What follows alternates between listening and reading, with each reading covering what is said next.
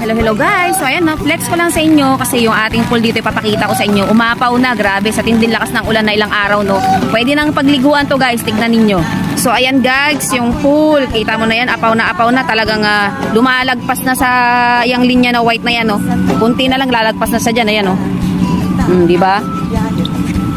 Nung hindi pa umuulan, kalahati yung laman yan, nasa 6 feet yung taas nito guys. Pari doon no, sa pambata na yun. No.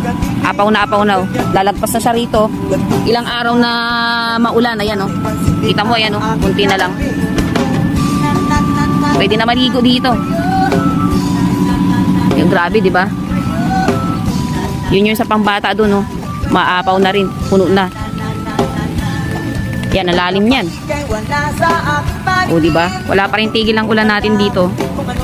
Ayan sa bukid. At ayan pa rin yung ating panahon. Talaga napaka-ulan-ulan pa rin. Ayan yung langit natin. Oh.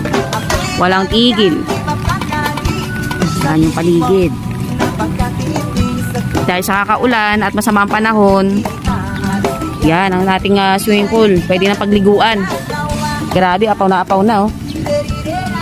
Siyempre hindi tayo pwedeng maligo dyan dahil madumi yan.